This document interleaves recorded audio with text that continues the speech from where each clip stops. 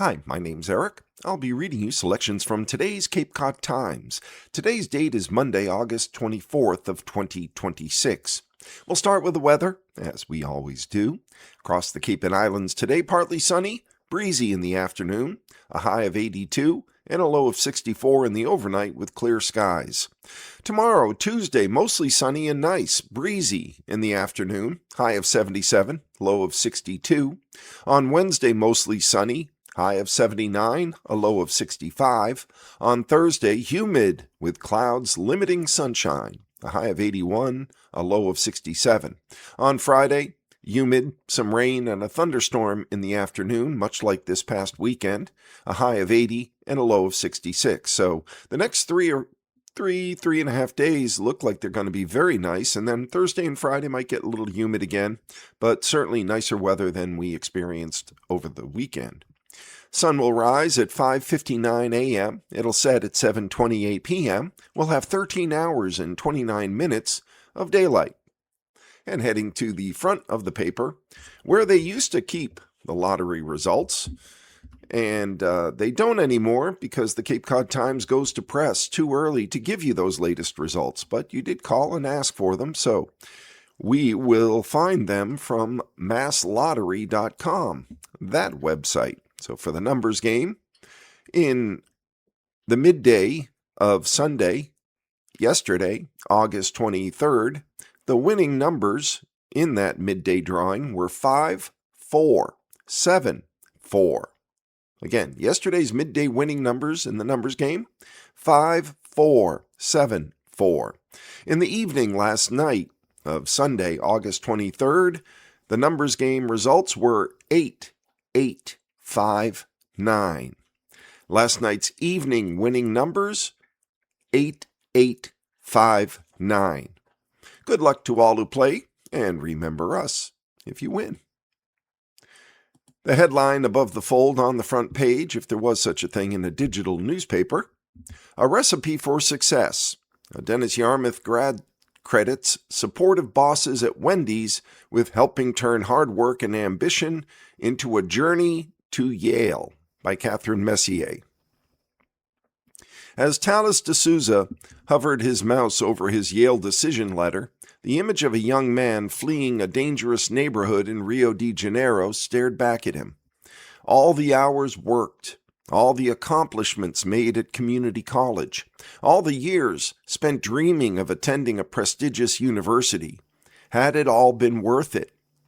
When he finally clicked open, shock ran through his body. He had done it. He got into Yale University on a full scholarship. Someone at a high level really believes in me, D'Souza thought, and I think it will give me a good foundation, not only for me, but also for my future generations. For D'Souza, 23, however, admission to Yale was not the first time that someone believed in him changing his life. In his eyes, his entire academic journey started with the support of two Cape Cod men. From Brazil, D'Souza moved to the U.S. with his mother and sister. He moved to the Cape in 2016, graduating from Dennis Yarmouth Regional High School in 2019. While a full-time high school student, he worked around the clock at McDonald's and then Wendy's in South Yarmouth, getting as little as 4 hours of sleep per night. D'Souza's hard work didn't go unnoticed by his bosses at Wendy's, Usama El-Sarahi and the late Ernest Smiley. I knew right away he was on the right track, El-Sarahi said of D'Souza. He's a smart young man. He's eager to learn and to grow. However, as time went on, D'Souza, then a shift manager, faced a difficult question. Should he continue his progress at Wendy's or find a higher-paying job to support a college education? Deciding to go for his dream, D'Souza reluctantly told his Wendy's bosses he'd be leaving and going into construction. However, El-Sahrawi and Smiley had another idea. If D'Souza continued to work at Wendy's, they would set aside money each hour he worked for his tuition. For El-Sahrawi, the choice was obvious. A young man wanted to grow, and we helped him to get that opportunity. We played a very insignificant role in this. We wanted him to succeed, and we were in a position to help him. So that's what we did, added Terry Smiley, son of the late Ernest Smiley. For D'Souza, however, the scholarship was no small gesture. It really meant the world to me. I was really shocked, said D'Souza, adding that he doesn't think he would have attended college without the act of generosity. His boss's belief in him pushed D'Souza to soar at Cape Cod Community College, where he worked to achieve a 4.0 GPA, founded the Jesus Club, and served as student body president, the school's first Black African Brazilian student president, while also volunteering within his local community at organizations like the Yarmouth Food Pantry and Hello Summer JL. Hello Summer J1, sorry. To El Sahrawi and Smiley, it's this selflessness that makes D'Souza exceptional. El Sahrawi shared that D'Souza continues to show gratitude for his Wendy's bosses, whether through stopping by for a meal together, or gifting them Yale shirts and handwritten cards upon his Ivy League acceptance. He's exceptional in what he's accomplished. I think all the stuff he's done with the community and outreach, that's what's impressive now. How much he's given back to the community, said Smiley. D'Souza feels called to continue giving back to his local community when his journey at Yale University begins this fall. Majoring in political science on a pre-law track, D'Souza has his sights set on Harvard Law School, where he can support the bigger community of Greater Boston. There's something about New England and the East Coast that gets me, and I do feel like I have a mission here in New England, D'Souza said of his career aspirations. I want to be one of those public servants to continue serving my community. Serving the community that you live within is just as important as anything else. As for the people in his community, D'Souza believes his fellow New Englanders and Cape Cod locals are more than capable of doing anything. You can do anything, D'Souza said he would tell the young people of Cape Cod. Keep going. It doesn't matter what life throws at you. Just keep going. Editorial note, Rashik Tabassum Mujib of the Cape Cod Times contributed to this story. The next headline on the front page of today's Cape Cod Times, dated August 24th, Boarded Up Homes Mark Sagamore Bridge Area by Susan Vaughn in Sagamore. The houses taken by the state to make way for the new Sagamore Bridge are boarded up with no trespassing signs in front. High grass and weeds have overtaken yards that were mowed and neatly landscaped only a few months ago. This is the site in one half of the small Round Hill neighborhood off Sandwich Road that overlooks the Sagamore Bridge. These are the 11 homes in that neighborhood that the state has taken by eminent domain in the last 8 months, with one more still to be taken in that area for the future bridge. A 13th home, already taken by the state, is north of the Cape Cod Canal. I feel like I'm living in the slums of Detroit, was the description of David Collins of 25 Eleanor Avenue. It's really sad, he said as he looked at the boarded-up house across the street Thursday morning. He had mowed the lawn of the long brick ranch directly across the street, but said he was told by workers not to do that anymore. Collins's tidy ranch house is on the west side of the divider street, where the homes are not being taken by the state. But he said he wished it had been taken. He said he thinks his home will be worth much less once the construction starts directly across the street, based on what a real estate agent told him.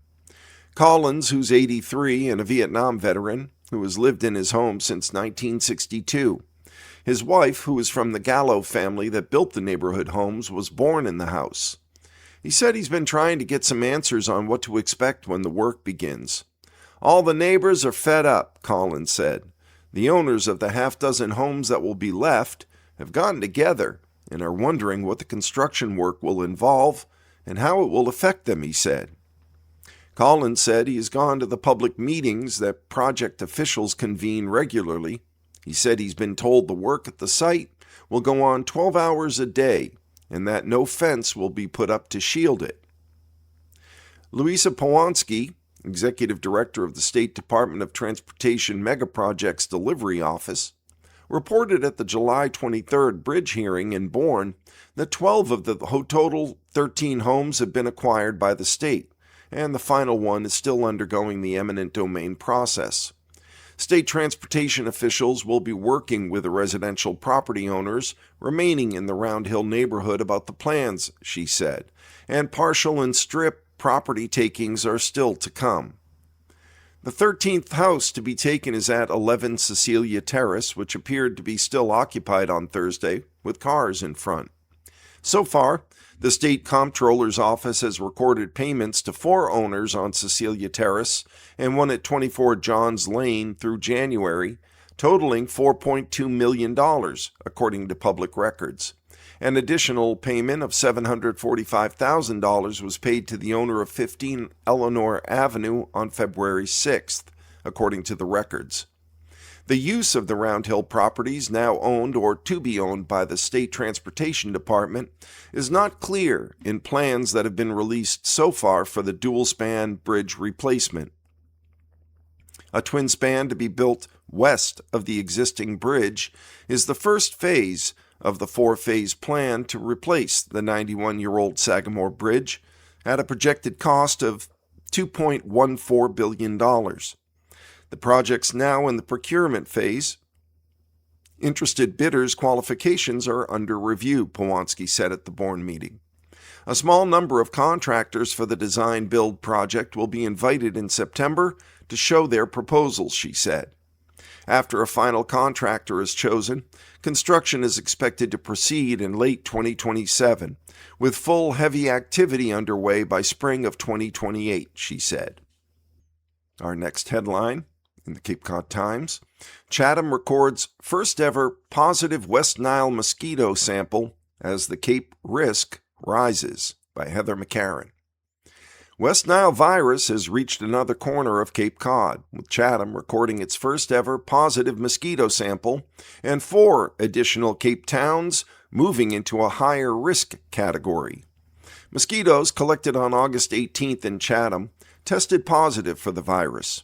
Another positive sample collected the same day in Falmouth was that town's 4th this season, bringing the Cape's total to 7 West Nile positive samples this summer. No human cases have been reported on Cape, though state health officials on August 20th announced the state's first human case of West Nile virus this year, involving a Middlesex County man in his 90s. 7 of the Cape's 15 towns are now classified as moderate risk, while 8 remain at low risk. The Chatham detection prompted the State Department of Public Health to raise the West Nile risk level from low to moderate in Chatham, Eastham, Orleans, and Sandwich. They joined Barnstable, Falmouth, and Mashpee, which had already been elevated earlier this summer. For Chatham, the local finding, also announced August 20th, incidentally World Mosquito Day, is particularly notable. I can confirm that this is the first time a sample of mosquitoes collected in Chatham tested positive for West Nile virus, said Cape Cod Mosquito Control Superintendent Gabrielle Sokolsky in an email on August 21st. For more than 20 years, Cape Cod Mosquito Control has been trapping mosquitoes in Barnstable County for submission to the DPH to test for West Nile virus and Triple E, another mosquito-borne illness that the state tracks. Mosquito samples from Chatham have been submitted for testing since 2005, Sokolsky noted. The town's sample was collected from the Stage Harbor area, according to the Chatham Natural Resources Department. Cape Cod mosquito control crews were out on August 20th and would be out again on August 21st to treat catch basins as well as containers holding water in areas around where that positive sample was collected. The Cape's first positive mosquito samples this year were collected July 21st in Falmouth and in the Barnstable village of Cotuit. Falmouth had a second positive result from a sample collected July 28th and a third on August 10th, all near Siders Pond. The DPH listed a 4th positive sample collected in Falmouth on August 18th. Eastham had a positive sample on August 6th.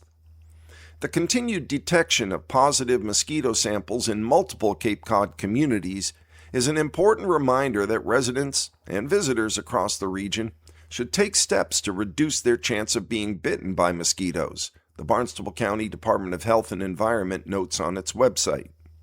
According to the DPH, as of August 20th, a total of 180 samples collected across the state have tested positive for West Nile virus since June 16th. Positive samples have been identified in 13 counties. The state's first human West Nile case also prompted health authorities to renew warnings that mosquito season is far from over. West Nile virus can be a devastating disease, especially for those who are older or have compromised immune systems, said Public Health Commissioner Robbie Goldstein in an August 20th statement. State epidemiologist Catherine Brown said mosquitoes capable of carrying the virus will remain active until the first hard frost. Adding to the public health concerns, the state confirmed that another mosquito-borne disease, Eastern equine encephalitis, or EEE, was detected in 2 mosquito samples collected August 17th in Kingston. No human or animal EEE cases have been reported this year. West Nile virus mainly spreads through bites from infected mosquitoes. The illness often has no symptoms or shows up in mild forms, but it can occasionally lead to more serious health complications, especially in people over age 50 and those with weakened immune systems, according to the state. According to the CDC, most people infected with West Nile virus do not develop symptoms. About 1 in 5 who become infected develop a fever, along with symptoms such as headache, body aches, joint pain, vomiting, diarrhea, or a rash. In rare cases, the virus can cause serious neurological illness, including encephalitis or meningitis. Pets such as dogs and cats are rarely infected, but it's still a good idea to keep them indoors during peak mosquito hours. Mosquitoes that transmit West Nile virus commonly lay their eggs in standing water found in man-made containers, such as buckets and flower pots, bird baths, gutters, and discarded tires, according to the Barnstable County Health and Environment Department. Residents are encouraged to eliminate standing water around their homes, the department advises. Mosquitoes that potentially carry West Nile virus are active at dusk and after dark, the Cape Cod Mosquito Control Project notes on its website, also advising that precautions should be taken to avoid mosquitoes at these times. Other precautions include use bug spray with DEET, picaridin, or other EPA-approved ingredients, and follow the label instructions. Note that DEET is not recommended for infants under 2 months of age, and oil of lemon eucalyptus should not be used on children under age 3. Additionally, permethrin products are intended for treating clothing and gear, not skin. Wear long sleeves and pants when you're outside, especially around dawn or dusk, when mosquitoes are most active. Fix window and door screens to keep mosquitoes out of your home. For continuous updates on mosquito-borne illnesses and more information about prevention, visit the Mass Department of Public Health Mosquito Information page. And the final story on the front page of today's Cape Cod Times, all of them are local today, which is great. That's a nice change. Former Otis Sergeant sentenced to 6.5 years by Rachel Devaney. A former member of the Air National Guard at Otis Air Base was sentenced in federal court on Wednesday to 6.5 years in prison after pleading guilty to possessing hundreds of child sexual abuse images as well as sending out 70 such videos to others. Nicholas Wells, 45, a former master sergeant with the 102nd Intelligence Wing, had pleaded guilty in September of 25 to 1 count of possession of child pornography and 1 count of distribution, according to court documents in the U.S. Attorney's Office for Massachusetts. Authorities said Wells discussed his interest in children on a chat messaging application.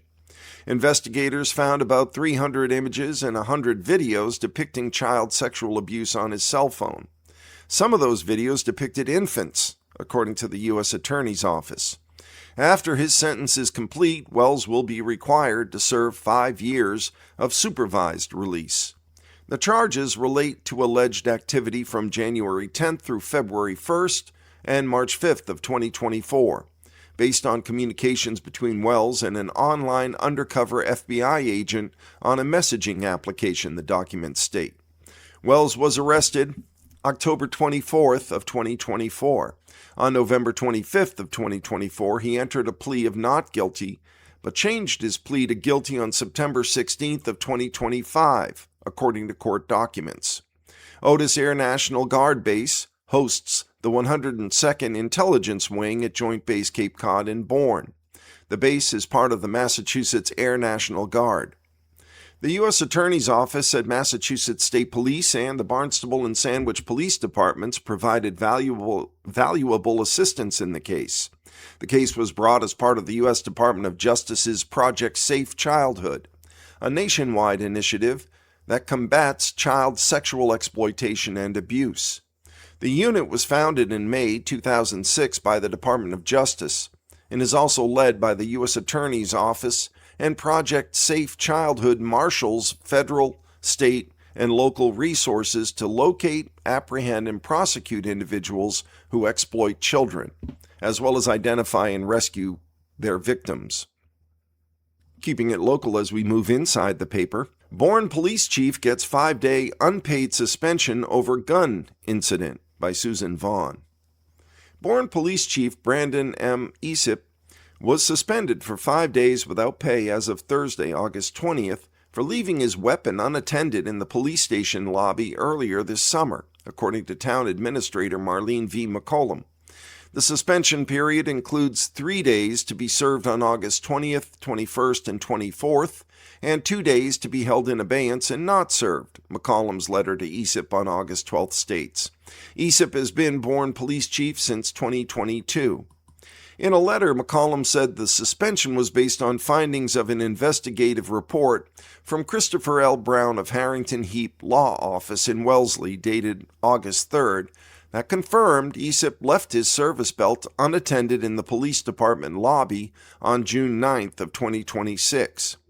The full 5-page report that was sent to the Times stated Esip had entered the lobby in civilian clothes after range training and was carrying his service belt with a weapon, and he set it down to start moving some boxes that had arrived in the lobby.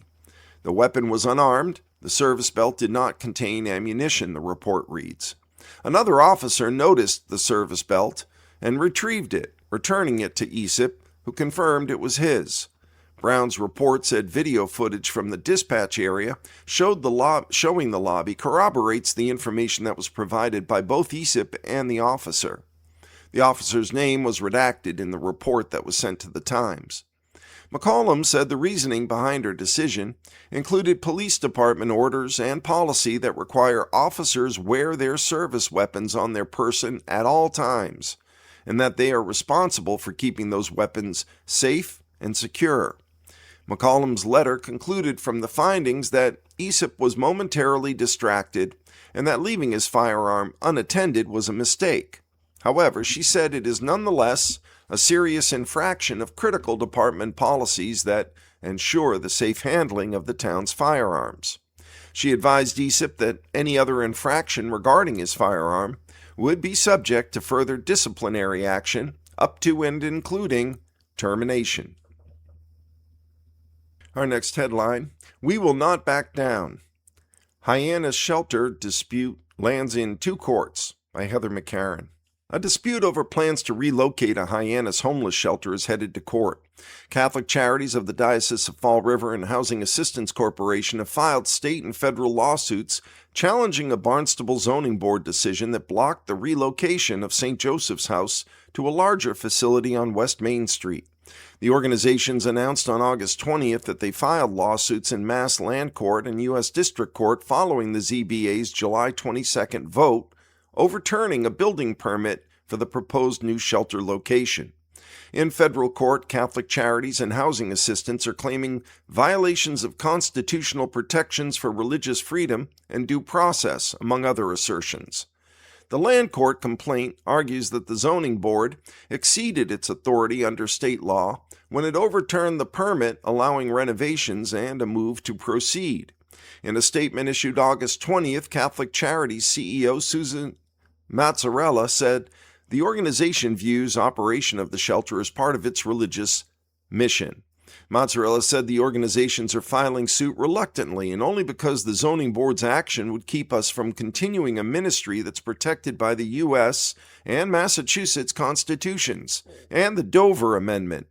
We have a responsibility to preserve our mission and our ability to serve those who need us most.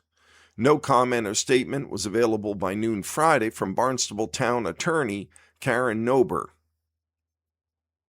At the center of the dispute is the Massachusetts Dover Amendment, a state law that limits local zoning restrictions on land and buildings used for religious and educational purposes.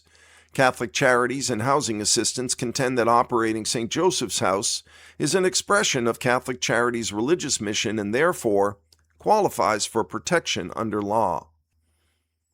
The final local story in the Cape and Islands, Sandwich stops housing project after tree cutting and drilling on 24 acres. Sandwich town officials have ordered developers of a planned housing complex on Route 130 to either restore an area that had been clear-cut by workers or seek a permit modification from the town zoning board of appeals.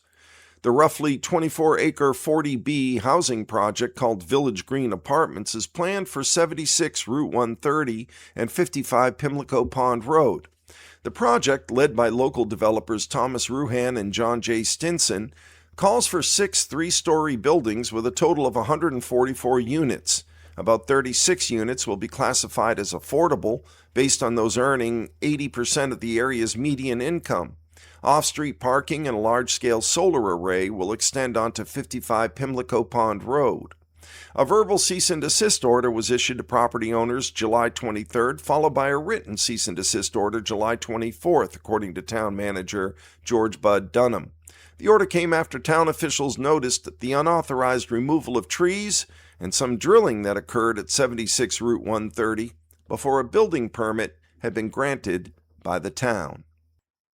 And we'll close our reading of the Cape Cod Times with 2 obituaries, a different kind of local news. The first obituary is of Berna Kelly Sheehan, a beloved wife, mother, grandmother, sister, and aunt who continues to bring warmth and light into the lives of all who knew her.